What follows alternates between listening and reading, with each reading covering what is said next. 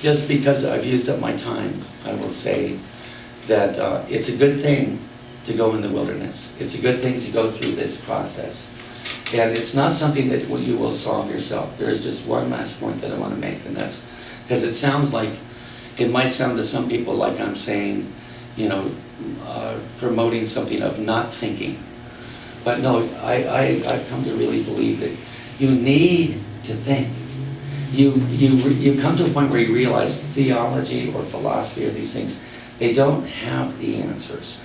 They can't have the final answer that you could write down in a book and read and go, oh yeah, that makes sense. Now if we can just enforce that everybody believe in that, then we'll all the religions try. Right. But we have left brain, right brain, right? The right brain is much more open to receiving through intuition the voice of the divine or the messages of your soul.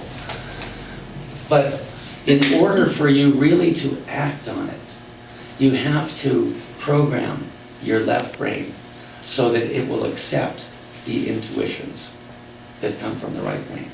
Or you have to gain enough information and understanding, do something with the neurons in your head so that when those inspirations come, you can see it. You know, it's like Edison, like in science, Edison said, discovery or invention is 95% perspiration and 5% inspiration. And the 5% inspiration is what's significant. Scientists like Crick, who do all the things studying, get totally confused. They can't figure out how the DNA works, right? So they do all the study and study from every angle, and then at night they have a dream where, you know, he sees the serpents intertwined and, you know, goes, aha, it's a double helix, you know. So without doing the stuff like to read theology, philosophy, economics, you know, because there's also one field, but you don't want to just have your knowledge confined to one field. You want to integrate it with other fields. So if you're a religious, spiritual person, it's good for you to study science and get to the point where science awakens your sense of wonder and you can get into the realm of unification of spirit and science, you know. You can have insights, but it's like the study or the thinking or discussion with other people helps you get it in your left brain so that the inspirations of the right brain can come, you know, and you can go through that process of confusion and then clarification and then, oh, I get it, and then recognize that some of the things that you see you're going to forget, and also that it's only going to take you to another level of a plateau where you're going to have to go higher, you know. So anyway, that's the main thing. I'm sorry that our friend isn't here, Tessa, because last night, you know, she's studying Buddhism and stuff like that, but very open-spirited and everything like that.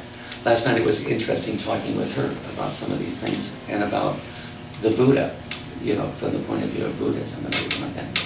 And then there was a moment there, just sitting there, looking at one another, having worked our left brains to the point where, you know, we're at a point where the Buddha could manifest.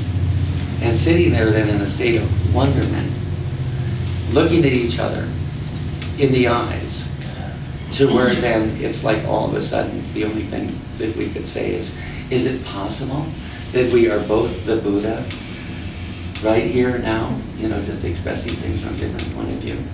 But it was a really feeling thing. And so just in closing too, I will say, everybody wants to go to a higher level. The thing is that the higher level will not be anything like what you expected it to be.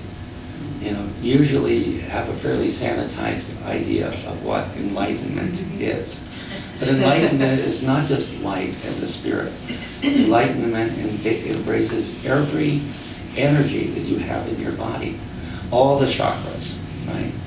So you need to be open to be able to experience, I don't know what word to use, but I'm going to use enrichment, because for the mind we experience that as enlightenment. The heart experiences it love, you know. The will experiences it as some kind of identity with the divine power, right? The body experiences it as physical, neurological ecstasy, you know.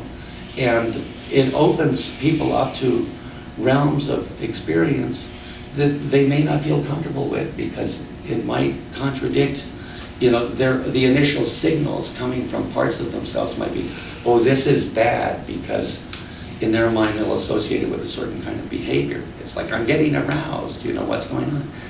But the divine energy, when it's flowing into you, if it's flowing into you totally in every channel, is going to do things and awaken all kinds of things, and awaken memories and responses in you, once again, that may be confusing.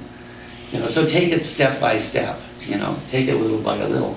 As you open up to things and something comes, and if you're uncomfortable with it, you don't have to,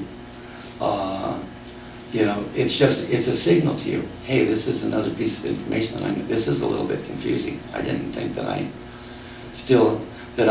had these inclinations, or, I didn't think I would have a thought like that, or, do you know what I mean?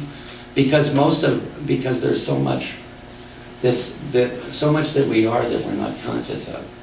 And it's only as we open up and expose ourselves, and then we go, and it's like, realize the bad's not out there, the bad is in here. But it's not really bad, it's just the way that you've learned to look at and process that energy. So, there's, like I say, confusion is an endless topic, and thank you very much for your time.